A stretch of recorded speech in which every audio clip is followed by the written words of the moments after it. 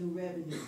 We need to first reduce the city's spending. We need to stop the perks that's going out of the city, like giving cars to department heads and they're way 60 miles out of town. The police officers who are living out of our community. So when we find ways to reduce all of this and make all department heads accountable, and maybe we need to do away with some of these department heads. It's a lot of things you can do in this budget and in this economy without going out saying we got to take the first thing fishing at us, and that would not be community oriented, will not be for the citizens, or will not be a part of clean air that we have. So we're looking for clean industry, and when we get ready to bring in additional revenue. We're looking for clean industry. Thank you. Thank you, Ms. Cunningham. Councilman Lowe? Yes, thank you. As it relates to layoffs this year, if you're looking for a definite answer, right now, we're not in a position to give you a definite answer based on the uncertainty with the property values diminishing. So that's one problem that we face every year. We're not sure how the property appraiser is going to come out with their numbers. As far as generating revenue, you only generate revenue through a city through taxes or fees. And we're already capped out at the millage rate. But we had an option to have at least a $1.2 million or a $3 million infusion if we could have worked out the Rakovich deal right. Now just think how if we could have negotiated out $3 million on this year and maybe $2 million on the next year and spread it out over 25 years. That's at least $3 to $4 million that we don't have to make up next year. So it's those kind of opportunities that present themselves that we don't take advantage of, because we always negotiate from a subordinate position. And we just have to stop. We have to eat. We have to stop giving it away. Thank you, Councilman. A follow-up to that question is, in the event that the city finds itself in a position where it does have to lay off some of its workforce, what's your plan on shifting the remaining workload to the existing workforce? And we'll start with you, Councilman Lowe. Well, that depends on which department that you're looking in. Each departments are different. The fire department in terms of its level of service, and the police department in terms of its level of service. We've already cut to the bone. I mean, it's just, you could just look around and see that, the citizens are barely, their needs are barely being met. But my plan is if I could get a council that could get on the same agenda, we could have 50 contracts on the streets within the next 6 months. If you reprioritize the capital budget, if you're taking $2 million from the $9 million that you're going to spend renovating the police station or building a new police station, you can put 50 contracts on the street in 6 months. Those are kind of things that I'm interested in. That type of creativity. Thank you, Councilman Lowe. Mr. Guyton?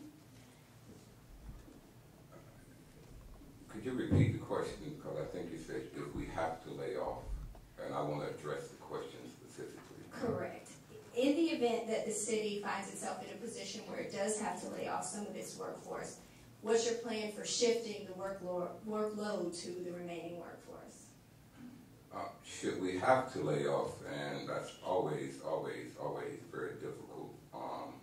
But should we have to do that, I would look at it from a planning perspective in regards to what a community needs, and it needs all of its employees. However, in a city like Riviera Beach, with the level of crime, I would ensure that first we have adequate police protection. We have the services that are needed in case an emergency happens, fire services, and recreation, because many of our kids indulging in criminal activities, it's because they don't have positive activities to combat that. So those three areas would be the last areas that I would look at. I would look at those remaining areas to determine what would have the least impact on the quality of service therefrom.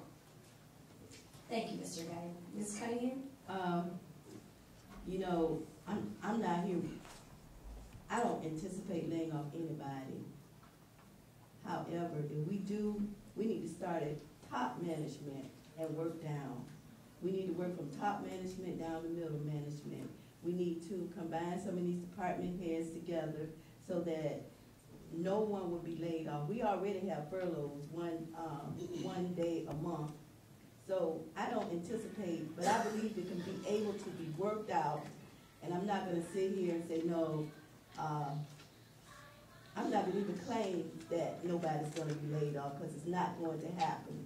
I believe we have enough resources in this city, and we are able to market ourselves. And if we market ourselves properly, there would not be any layoffs. We must be proactive in marketing our assets. We have, so that's my comment.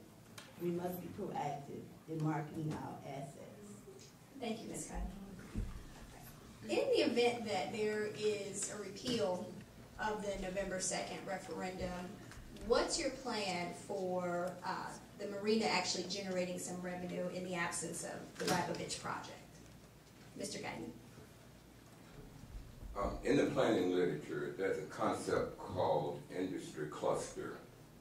And what I was planning to do, as I indicated earlier, in the industry cluster, you seek to bring in an anchor tenant who could be that economic engine from which other companies would want to come in and make money off of.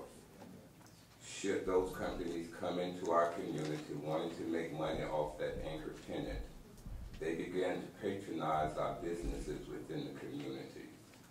Therein starts a level of economic activity that I think would create other job opportunities throughout our community.